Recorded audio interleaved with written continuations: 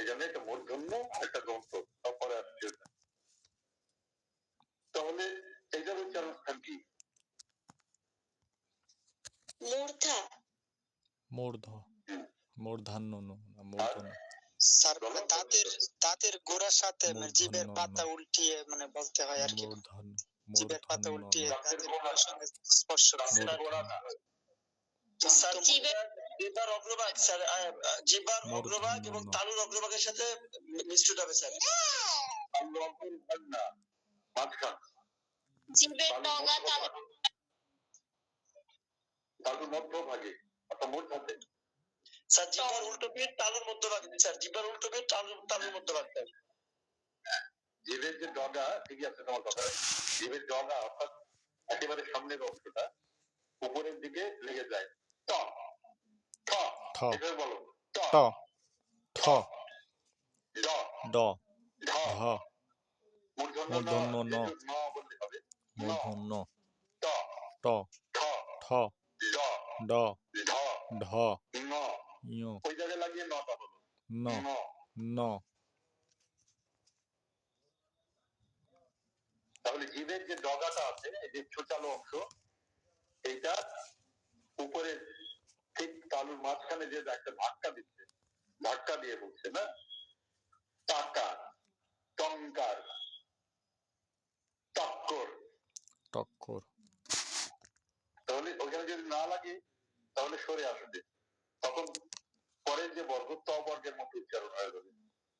তাহলে ত বর্গের উচ্চারণ সমান সমান দেখো, মূর্ধা যোগ জিভের ডগা বা জিভের অগ্রভাগ।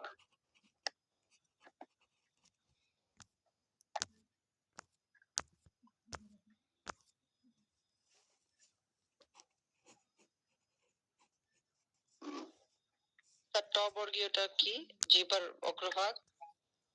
মূর্ধা যোগ স্যার মূর্ধা কোনটা কি বলে? স্যার মূর্ধা কোন অংশকে বলা হয় আসলে মূর্ধাটা?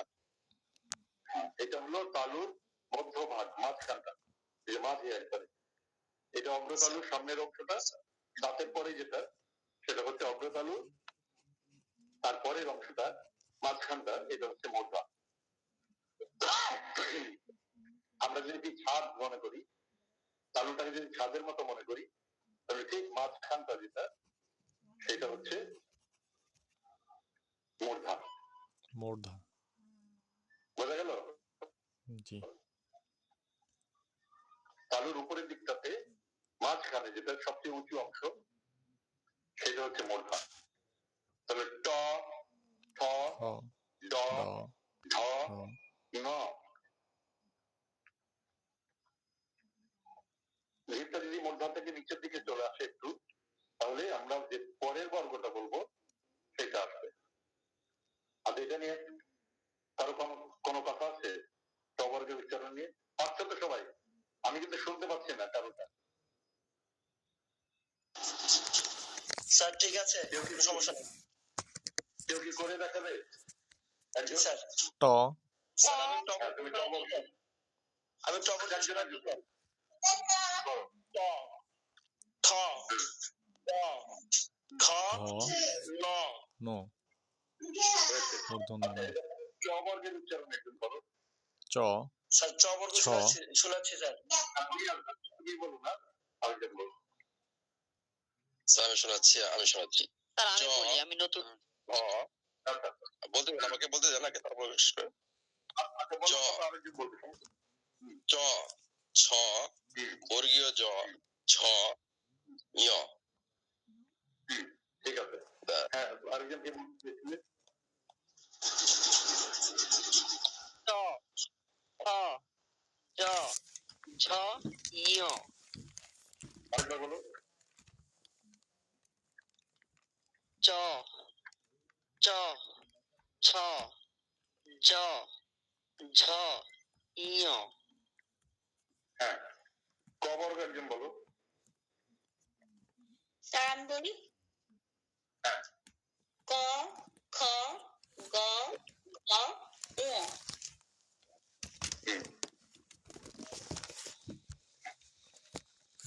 তাহলে আমরা এবার পরের বর্গতে চলে যাই। পরে অনেকেই বলতে পারবে, পরে বলে শোনাবে, সমস্যা নেই, আমরা অগ্রসর হই। ত বর্গ, ত বর্গে কি কি আছে? ত, থ, थ দ, द ধ, ध দন্ত ন ন। দন্ত ন। ওটা ছিল মূর্ধন্য ন, এটা দন্ত ন ন। অর্থাৎ তোমার দাঁতে লাগিয়ে বলতে হবে। ত, ত থ, থ দ, দ ধ, ধ ন। দন্ত ন আগের নটা বলার সময় জিভটা উপর দিকে উঠে ন। গেছে।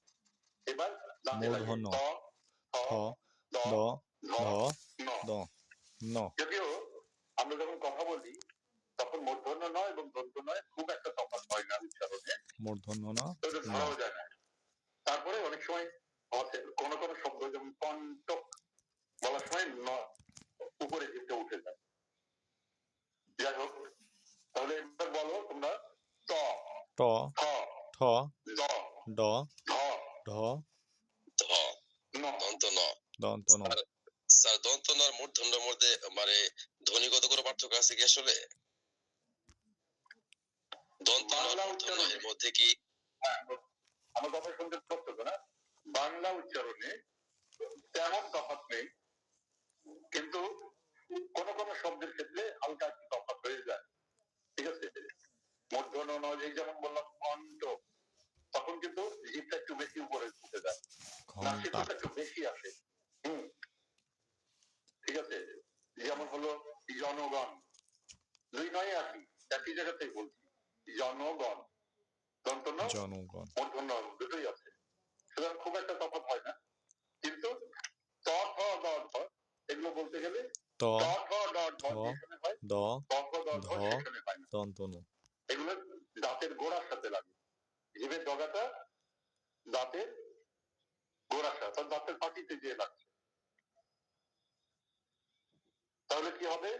ত বর্গের উচ্চারণ স্যার কি হবে মূর্ধন্যের বলো? ক্ষেত্রে কি আমরা এমফাসাইজ বেশি করবো নাকি? স্যার হ্যাঁ, মূর্ধন্যের ক্ষেত্রে কি আমরা এমফাসাইজটা একটু বেশি করবো নাকি? মানে মূর্ধন্যের ক্ষেত্রে মানে একটু এমফাসাইজ বেশি করতে হবে নাকি? সাধারণত জিভটা একটু উপরে দিকে উঠে যায়, তাহলে তোমার ধ্বনিটা একটু ভালো আসবে, সুন্দর আসবে। নাসিক মূর্ধন্য ন। ধ্বনিগুলো ঠিক মতো বলতে পারলে এটা শুনতে ভালো লাগে আর কি। যদি তোমার ন, ও, ইয় এগুলো বলো, তবে এমনিতে দন্ত ন মূর্ধন্য খুব একটা তফাৎ হয় না। ঠিক আছে? তাহলে ত বর্গের উচ্চারণ স্থান কি হবে? জিভের ডগা প্লাস দাঁত, উপরে পাটির দাঁত। হ্যাঁ, তাহলে হচ্ছে দাঁতের পাটি যোগ জিভের ডগা। লেখো ত বর্গ সমান সমান দাঁতের পাটি যোগ দাঁতের পাটি যোগ জিভের জিভের ডগা ঢোকা বা অগ্রভাগ, জিহ্বার অগ্রভাগ। ভাগ।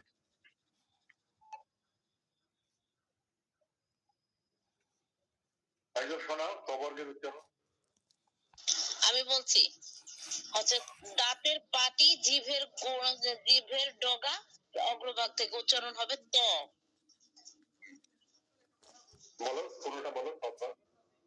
ত, থ, দ, ধ দন্ত ন। আরেকজন বলো। থ, থ, দ, ধ দন্ত ন। তাহলে বলো। হ্যাঁ বলো।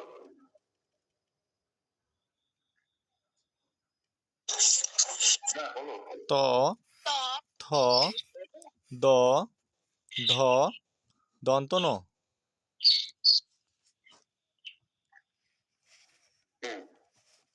ত, থ, দ, ধ দন্ত ন। দ, ধ।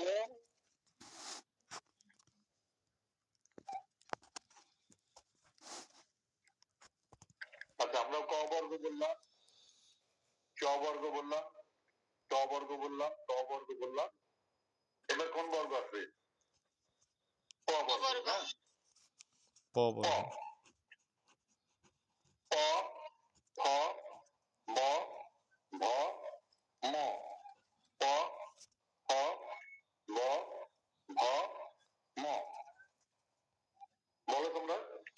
প বলো হ নিজেরা practice করো। ব ভ ভ ম ভ ম শিল্পী আপা তো ভালোই প আরেকজন ভ স্যার এটা প হবে প হ ভ ভ ম ওষ্ঠ বলার সময় প ফ ব ভ ম আচ্ছা আচ্ছা এটা হচ্ছে তাহলে অধর ওষ্ঠ কাজ করবে হ্যাঁ সোজা বাংলায় যদি বলি তাহলে প বর্গ সমান সমান উপরের ঠোঁট যোগ নিচের ঠোঁট। আচ্ছা অধর বলে তো ওষ্ঠ বলে, উপরের ঠোঁট যোগ নিচের ঠোঁট লিখে রাখো।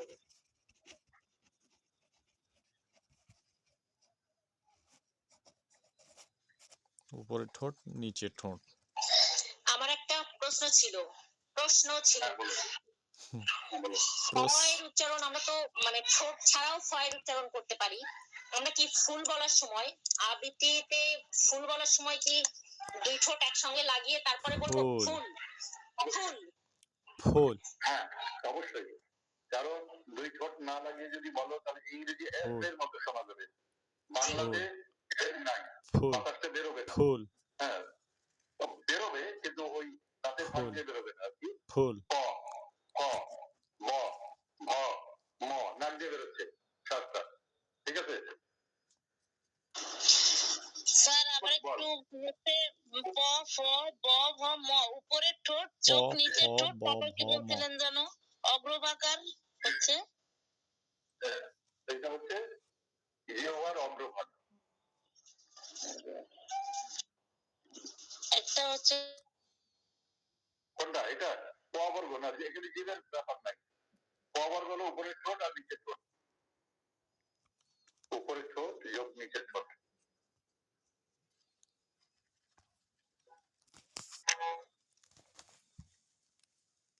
প্রশ্নটা সবাই বুঝেছো? বলেছে যে প বলবো না ফ বলবো, ফুল ফল না ফুল ফুল ফল।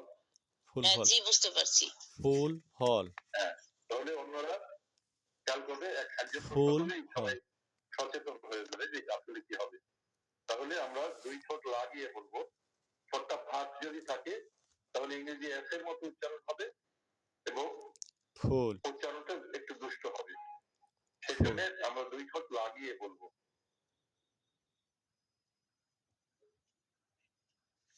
ঠিক আছে, তাহলে বলো একজনকে বলো প ফ ব ভ ম। স্যার এটা হবে মা প ভ ভ ম প ফ ব ভ ম প প ভ ভ ম ইয়েস হ্যাঁ বলো।